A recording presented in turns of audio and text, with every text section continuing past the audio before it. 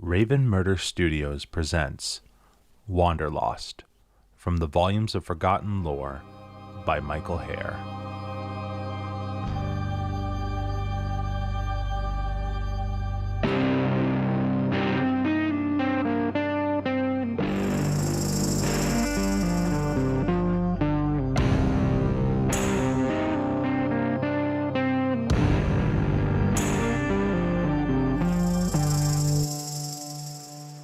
Chapter 1. Well, that is quite the drop. Think it should do the trick? The ever-present whisperer at the back of his mind mused. Should do. Anton peered over the railing on an old bridge on some backwoods road, his hay-colored hair shoulder-length and matted. A travel-stained plaid button-up hung loosely from his emaciated frame. Faded jeans a size too big, held up by a length of twine, adorned his legs. Next to him, resting against the guardrail, sat a tan backpack. One of its straps was missing, and the other looked like it was repaired numerous times, each repair made with a different color thread. He found himself lost in contemplation, staring down at the river below. It was almost on top of him when it finally entered his notice. The sound of an old engine and the drone of tires grew louder. Soon an old red farm truck roared into view. Its driver was an elderly fellow in overalls, with snow-white hair blowing about the top of his head. The windows were down, and Anton could hear the radio as the truck quickly approached. Bluegrass. Their eyes met as the old truck passed. Something about the old man's glare unsettled him. Suspicion was expected, but there was something else. Something felt malicious about that brief shared moment. Just as soon as it arrived, it was gone again, down that old country road. Anton let the sound of the old truck fade away. Then, with a heavy sigh, he slung one leg over the railing, then the other.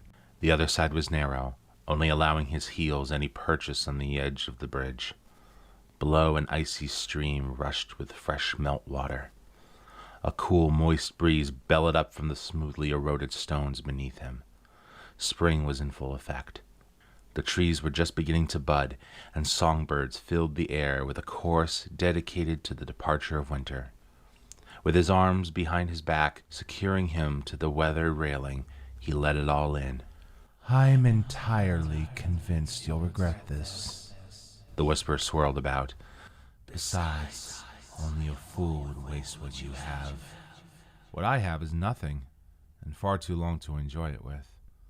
Only a fool would flagellate himself with eternity. Anton peered over the edge, his posture like a figurehead at the bow of a ship. By his estimations, it looked like at least 60 feet to the rocky ground below. He watched for a time the flow of the stream. He observed the little whirlpools that formed where the water passed over a stone, the temporary eddies that formed and then dissipated almost as fast as they were made. Something about those cool waters transfixed him, like staring into a dream. He felt a twang of nostalgia on top of that bridge, like a fragment of a memory floated to the top of his mind.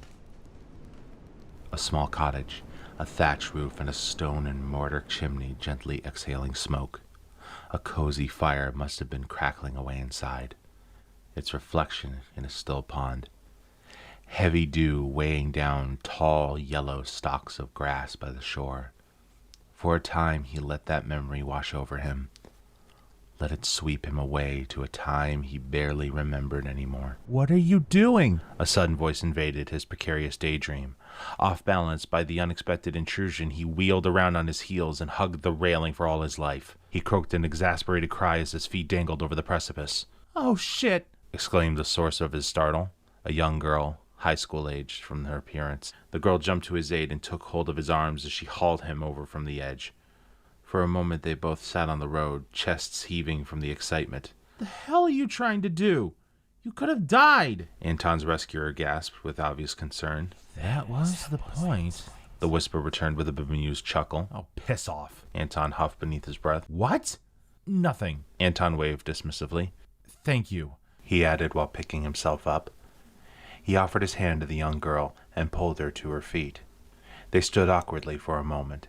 Just the sound of the stream bellowed between them. She was quite pretty, Anton reckoned she had some native maleficent ancestry. Dark chocolate eyes and raven black hair tied in a ponytail. "My name's Lorna," she said with an outstretched hand. Anton. He hesitantly shook her hand. He was still a little shaken by his near-death experience. "What are you doing out here by yourself?" "I'm walking home from school," she answered as if that should have been obvious. "They don't have buses in these parts?" Anton attempted to assuage the situation. "If I didn't show up, would you have jumped?" Lorna wore a grave expression, like she didn't want to know the answer. "That's my business." His bemused air faded as he slung his backpack over his shoulder. "Thanks again." Anton began his way back up the road. "Answer me," she pressed. "What if I did?" Anton replied nonchalantly, turning to face the young girl. Lorna could see that he was tired. More than that, like his whole matter bore a great fatigue. "Really? There's no one that would miss you?" She prodded. "Not anymore," he replied, matter-of-factly. "I find that hard to believe." "Why?" Anton gestured widely. "You don't know me. You don't know what I've been through." "You're right. I don't." Lorna took a contemplative moment. "But we don't get to choose who hurts because of our absence." With that, Anton paused.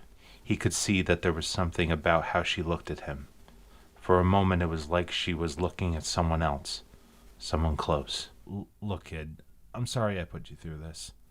Forget about it. Just think next time, please. A soft smile lit up her face. Again they stood facing each other quietly. The shadows of the nearby trees began to lengthen, and the world started to get an amber glow. The afternoon was fading, and evening was taking its place. They exchanged goodbyes, and Anton started to make his way back up the road. Lorna watched him go for a moment, then turned back on her journey home. Then an idea struck her. She turned and yelled to Anton, "You need some place to spend the night?"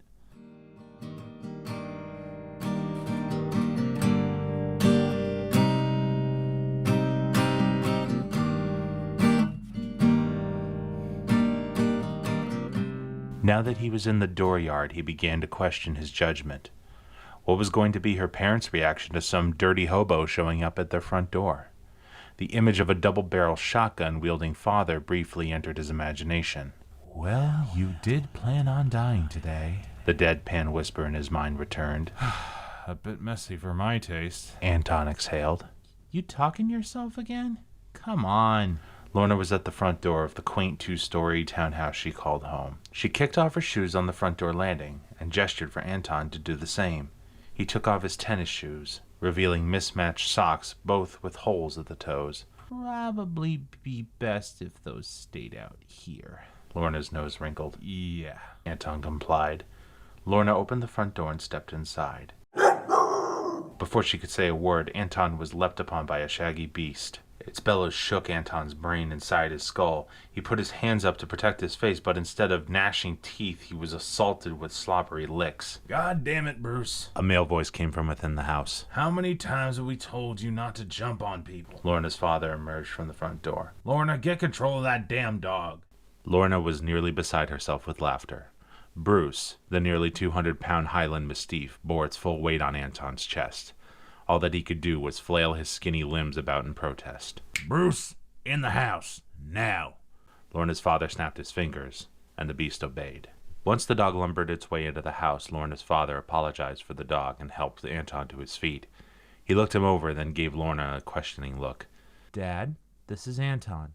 He needs a place to stay for the night." Lorna's father looked at him a moment and nodded. "Well, Anton," he extended his hand, "I'm Phil. Pleasure to meet you." Anton shook his hand. "I was imagining this moment would involve a shotgun," Anton said jokingly. Phil's grip tightened. "I got one in the closet, if you think you deserve it." Phil thumbed over his shoulder. "You know, I think I'll pass for now." Anton gave a nervous laugh. Phil had broad forearms and calloused palms, obviously a man who worked many long hours with his hands. Tan work pants covered in grease and singes. Anton could tell immediately that Phil was a mechanic. Short salt and pepper curly hair popped out the sides of a blue ball cap slung backwards. His face was round and kind, with a bushy mustache perched on his upper lip. "Come on in." Phil motioned for everyone to come inside. Anton found himself standing in their living room. The floor was covered in a cream-colored carpet. 2 aged leather recliners and a futon were arranged around a modest flat-screen television. Ahead of him were stairs leading up to the second floor, and a hallway that looked like it led to the kitchen. Adjoining the living room was the dining room. Bruce was busy getting pets from Lorna as Phil disappeared into the hallway. "Hey, hun, we got a guest tonight," Phil called out. "Oh, I'll be right there." A woman's voice glided through the halls. Soon later, Lorna's mother appeared from the kitchen and wheeled herself through the dining room. To Anton's surprise, she was in a wheelchair. She wore a plaid button-up shirt and gray sweatpants. Lorna was the spitting image of her mother, the same chocolate brown eyes that knew more than they let on, the same raven black hair, and the same high cheekbones. "Mom, Anton, Mom." Lorna gestured between them. "Nice to meet you, ma'am." Anton gave a little bow. "Wow, you're polite for someone that looks like they crawled out from under a bridge." Lorna's mother gave a coy smile. "Well, you're not too far off, ma'am." Anton and Lorna shared a knowing glance. "Call me Tess. Enough of the ma'ams." She wheeled to face him. After giving him a quick once-over, she said, "When was the last time you had a shower?" Not in quite some time," Anton admitted with a little shame. "Well, the bathroom is the last door on the right as you head up the stairs. I'm sure Phil has some old clothes lying around he won't mind you borrowing. Isn't that right, Phil?" Tess wheeled around to face Phil, who was leaning against the wall by the stairs. "Oh, sure." Phil beckoned Anton to follow him up the stairs and produced some clothes from the master bedroom and showed Anton to the bathroom. "After you're done, come on down. Dinner will be ready by then." Phil handed Anton the fresh clothes and left him to attend to himself. Anton sat under the steamy water of the shower for some time. It had been too long since he had a good look at himself. He was just skin and bone held together by a force not even he could understand. His mind began to wander in the dreamy mist. He thought about what would have happened if Lorna hadn't been walking home today. A chill ran up his spine. Here, in this unfamiliar place, he found it odd that he was grateful. After he was done with his shower, he went to the sink and wiped away the fog on the medicine cabinet mirror. Inspecting the stubble clutching to his face, he gave a disapproving look to himself. He found himself a razor and some shaving cream and went to work. After he was done, he was surprised to see the difference. He thought to himself that he should have kept some of it, because now he noted how much younger he looked without it. He tossed on the new clothes that Phil had given him, a pair of navy blue sweatpants and an old black t-shirt with a band Lead Fist stylized logo on it faded by wear. It was soft and well worn. Not knowing what to do with the old clothes, he stuffed them in his backpack, now full to bursting. On the way from the bathroom to the stairs leading down on the first floor, the wall was adorned with framed pictures. He had noticed them before, but he didn't pay much attention to them. This time, he stopped to admire them. Starting from where he stood near the bathroom, he saw a happy couple newly married. They stared happily into each other's eyes. Phil still had a mustache back then, too, Anton noted with a certain degree of amusement. The next few photos showed them on honeymoon, and later he could see Tess was with child. Next few photos were of a happy family looking down at a newborn, all cozied up in a little blue hat and blanket. Next was a little boy, barely a toddler, holding a toy fire truck. Then the first day of school. The next, a family portrait, this time a baby girl is at the center. Everyone looked so happy. School photos of kids were next. Another family portrait. The boy was almost a man, and Lorna beaming in a frilly blue dress.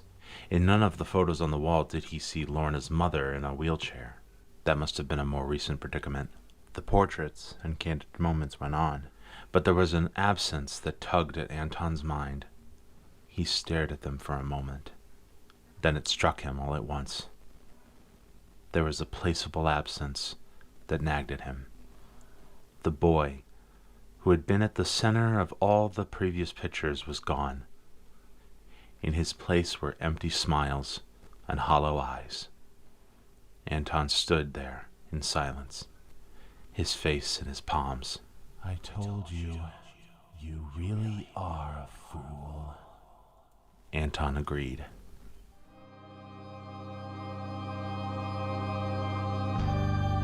Thank you for listening to the latest installment of the Volumes of Forgotten Lore, created by Elias, RedCloud, and Michael Hare. If you like what you heard, be sure to like, comment, subscribe, and ring the bell for more chapters coming soon. Wanderlost was written by Michael Hare and performed by Elias, RedCloud. Brought to you by Raven Murder Studios.